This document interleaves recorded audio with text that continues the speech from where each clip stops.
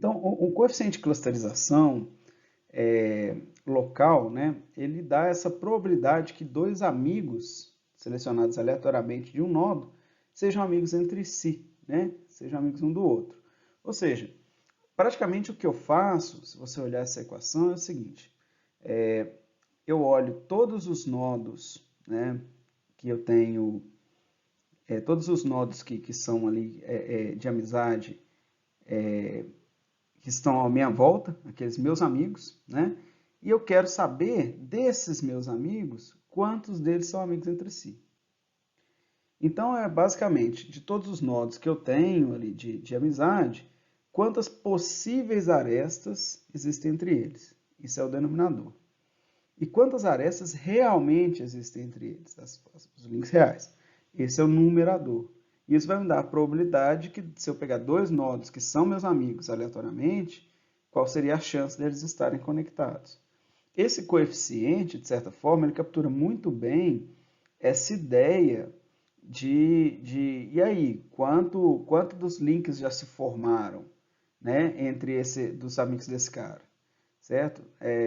Captura essa ideia. O coeficiente de clusterização mede bem essa ideia dos amigos de uma pessoa, quantos são amigos entre si. Então, fecha bem a coisa da probabilidade com o fechamento triádico, né? Bate bem com as propostas antigas do fechamento triádico. É uma métrica muito interessante, né? Que tem várias aplicações hoje em dia para você, dentro de um grafo, dizer qual que o quão parecido com uma rede, com um nodo normal, né? Um nodo que tem amizades e tal, como que está a região daquele nodo, né? Como estão as amizades daquele nodo entre si.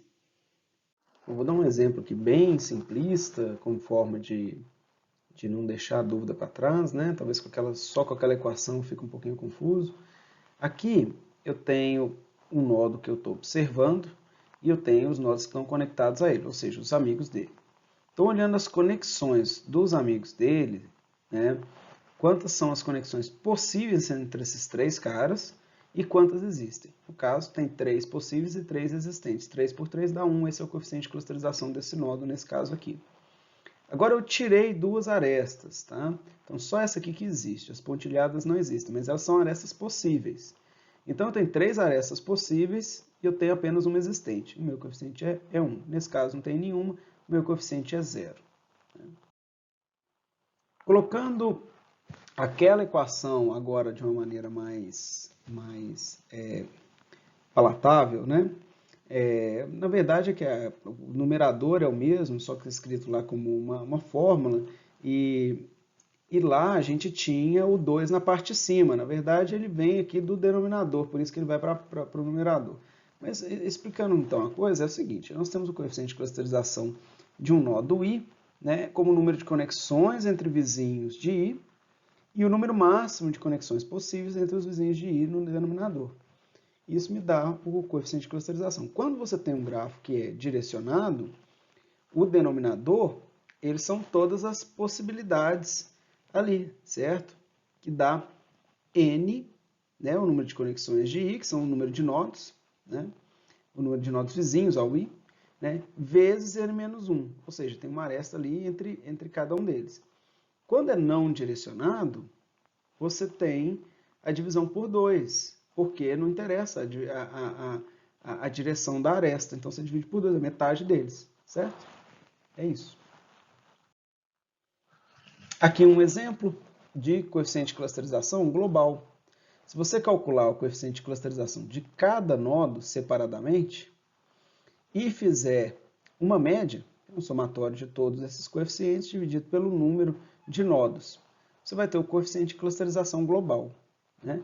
Isso então dá uma característica de como os nodos naquela rede estão conectados entre si. Dá uma ideia bem clara, porém, assim, vai ter uma distribuição aqui. Tem um nodo que está ultra conectado, tem os nodos que não estão conectados. No geral, como está essa rede? Isso dá essa visão. O coeficiente de clusterização é uma média aqui nesse caso.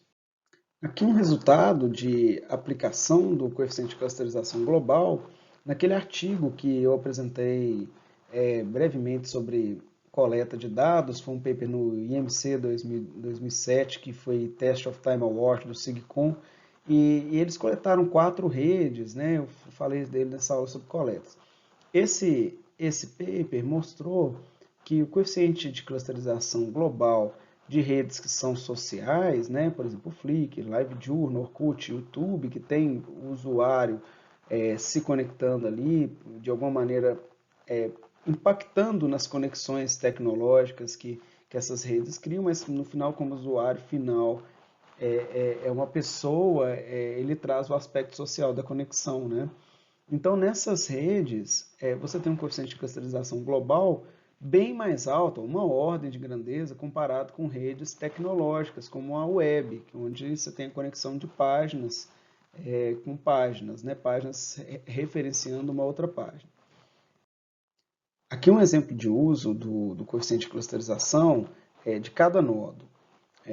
Esse aqui é de um artigo que eu participei em 2010 sobre detecção de spammers no Twitter. A gente usou 45 features para diferenciar spammers de não spammers. Uma delas foi o coeficiente de clusterização, mas era uma feature muito relevante.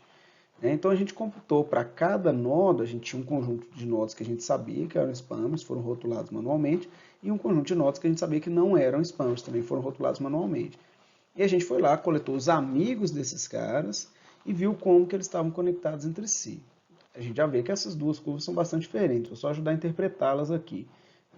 Aqui, se você pegar, como é uma distribuição cumulativa, se você pegar esse ponto, né, ele está aqui por volta dos 60%, então a forma como a gente lê é que 60% dos dados estão, né, dos nodos, eles estão aqui, ó, abaixo, com esse valor abaixo de 10 elevado a 2. Tá? Se eu pegar esse ponto, 80% está abaixo desse valor aqui, está próximo, 80 e poucos, né, próximo aqui de 10 elevado a 1. O que esse negócio está dizendo para a gente é o seguinte, que 60% dos spammers tem um coeficiente de clusterização muito baixo. Ou seja, os amigos dos spammers não são conectados entre si. Se você pegar esse mesmo ponto aqui, né, onde você tem 0,01 e olhar usuários reais, é muito próximo aqui de 5%, né, alguma coisa assim, 4%, né, dos nodos, só que tem um coeficiente de clusterização tão baixo. Olha como é diferente, né? 60% dos spammers abaixo de 0,01 e usuários reais com o número lá embaixo, né? A quantidade de usuários que tem esse coeficiente tão baixo. Então, é uma métrica, né? A gente colocou isso dentro de um classificador e tal, mas acho que assim, antes mesmo da detecção automática através de machine learning, vem o entendimento do comportamento. Então, deu para ver que por mais que o spammer ele tenha uma característica, talvez ele não consegue mascarar todas elas. Quer dizer, a amizade entre os amigos dele já é uma outra coisa que não estava escondida aqui. Né? Então, nós fizemos toda essa leitura aí por coeficiente de clusterização, exatamente porque um alto coeficiente de clusterização, ele implica em fechamento triádico, dá uma grande probabilidade de fechamento triádico. Então, por quê? Vamos falar um pouco rapidamente por que fechamento triádico é esperado em relações sociais. Né? Então, se A conhece B e C, A conhece B e A conhece C, né? Por que B e C têm maior chance de se tornarem amigos? Né? Primeiro, oportunidade. A passa tempo com B e C, há uma chance maior deles acabarem se conhecendo. Né? Segundo, é a confiança. Acaba que os dois têm um amigo em comum, então é como um endosso que A dá para os dois, né? Então, olha, esse cara é amigo de tal pessoa, então ele deve ser uma pessoa confiável, né? Não, essa pessoa eu conheço ela bem, ela não teria amizade com qualquer um. Enfim, é por aí a ideia de endosso. Essa ideia de endosso, ela tem várias outras coisas. Por exemplo, por que as pessoas confiam tanto em informação falsa vinda do WhatsApp? Eu acredito, né? Tem falta de estudos ainda sobre isso, mas tem muito a ver com endosso, porque chega de uma pessoa que você conhece muito, que você confia muito. Então, né, uma tia vai receber da irmã dela, fala, não, foi minha irmã que mandou isso daqui, deve ser verdade. A outra está só repassando sem nem saber de onde que vem, e por aí vai. Incentivo de A, né? Enfim, existe um estresse para uma pessoa manter duas amizades muito fortes, né? Enfim, você imagina, né? Olha, vamos sair essa sexta-feira. Não dá, eu vou sair com não sei quem, né? Então, vamos no sábado. Não, não sai sábado também, eu combinei com não sei quem. Há um incentivo ali para conectar os dois. Vamos também, vamos os três, certo? Há um incentivo para fechar esse ciclo de amizades. Manter amizades assim com pessoas que se odeiam é uma coisa difícil. Certo? Então, existe até um estudo que mostra que adolescentes, né, cujo coeficiente de clusterização, né, era baixo, eles são mais propensos a pensarem em suicídio. Certo? É um estudo empírico, com dados pequenos, mas que, enfim, com pessoas reais e talvez a explicação que poderia levar a isso é que a pessoa não faz parte diretamente de um grupo, né? Ela tem ali talvez uma amizade muito forte e aí ela depende muito daquela pessoa apenas, né? Enfim, se há uma questão de um grupo, né? A pessoa é parte de um grupo, ela tem menos chance de contemplar suicídio. Bom, então mais um conceito que a gente precisa falar rapidamente aqui para depois chegar nos links fortes, fracos, é a ideia de ponte. Então, uma ponte, assim, a definição mais estrita da coisa, né, é uma aresta entre A e B, né, ela é uma ponte se a exclusão dessa aresta fizer com que A e B caiam em componentes diferentes, né? Então, ou seja, ela é aquele cutting edge, né, a aresta que você vai cortar, se você cortar, ela desconecta os dois componentes. Ou seja, é um único caminho de A para B. Tá?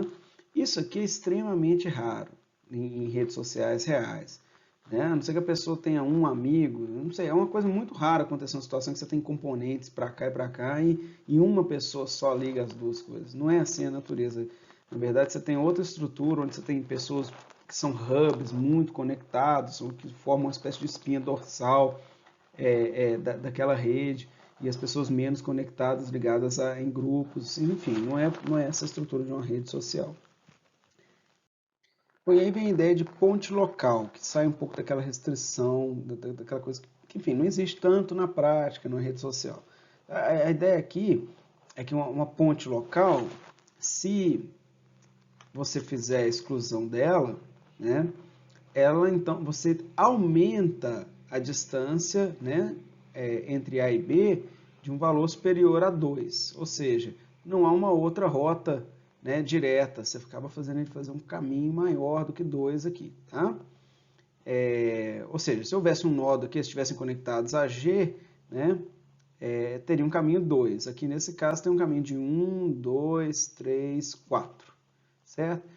E esse número, esse caminho que eu acabei de dizer, é a extensão dessa ponte local. Ou seja, ao tirar esse cara, essa aresta, né, o quanto que aumentou no caminho.